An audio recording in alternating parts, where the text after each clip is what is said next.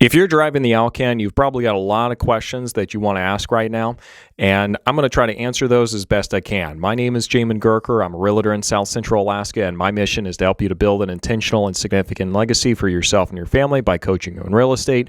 And today, we're going to be talking about the top 7 pro tips for you as you are looking at driving the Alcan Highway. Before we get started, give this video a like, subscribe if you haven't done so already, and let's go and jump into today's video. The first pro tip I would give you, and this is coming from having interviewed and talked with a ton of people who've driven the Alcan on my podcast.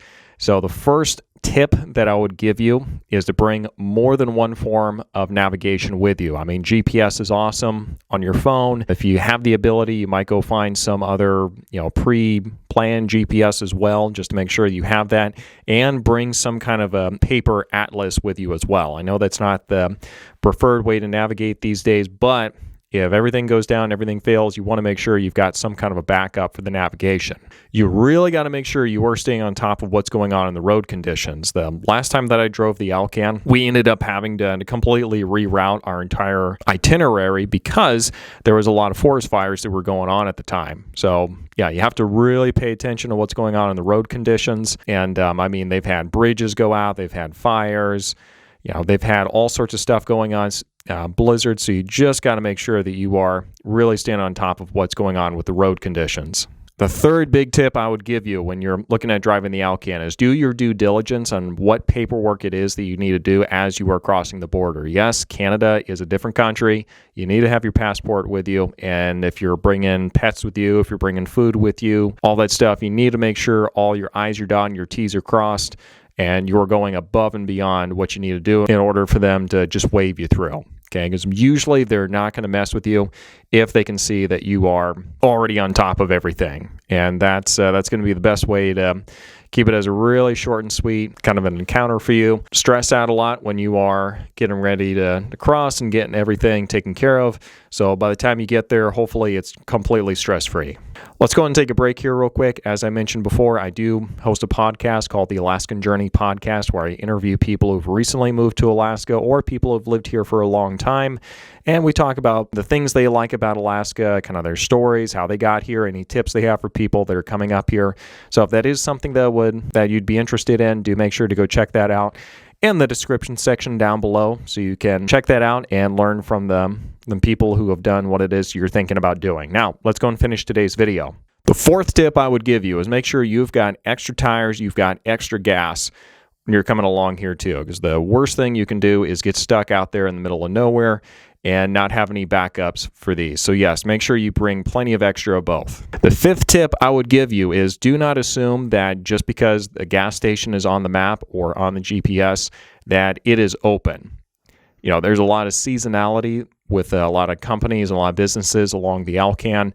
Some of them are going to be open and some of them are not. So you'd never really want your gas tank to be below like half full. As soon as it hits that half full, you really want to be looking for the next gas station because you're really not 100% sure when if all the gas stations are going to be open between the two destinations that you're looking at.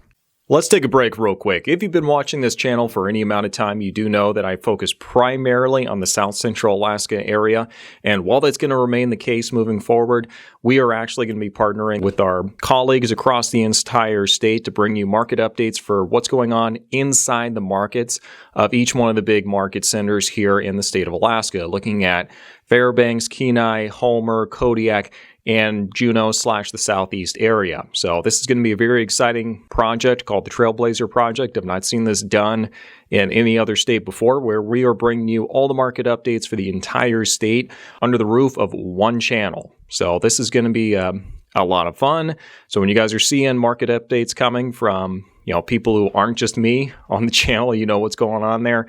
If you guys are really nice, then we might actually be able to convince some of these folks to actually provide some more content and talk specifically about what it's like living in their market. So when you see these videos pop up, make sure to jump over there, give them plenty of likes, plenty of love, give them lots of comments. And just know that that's fulfilling kind of the mission we still have on the YouTube channel to help you build an intentional and significant legacy for yourself and your family by coaching you in real estate, whether that be in South Central Alaska or anywhere else in Alaska that we have our colleagues in at the moment. So just want to make you aware of that, and let's go and finish today's video. The sixth tip that I would give you, make sure that you tell somebody what your route is and when you plan to be back into the U.S., aka back in Alaska. So, they have a pretty good idea for when they need to start calling people and see if they need to send someone to go looking for you, because you don't want to be stranded in the middle of nowhere and nobody sending the cavalry out to get you. Whether that be in the winter time, which is really bad, or during the summertime, which, still not good. You do get some travelers that are going by as well, but it's not like the interstate where you've got a ton of people, just in a position ready to help. The seventh tip that I want to give you is do not assume just because a hotel has a website and it shows that they're open, that they're open.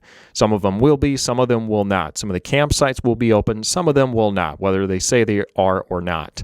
And COVID really has kind of changed the way some of these businesses operate, so you just want to make sure you are really on top of it and doing your research ahead of time as to which businesses are open, and just call ahead and just say, hey, we're going to be here this night, this day, whatever. Are you going to be open? Because that's not going to be a great feeling if you've gone through all that time getting somewhere just to find out that somebody's not open. So these are my 7 pro tips for driving the Alcan Highway. I hope it's been useful. If it has, give this video a like.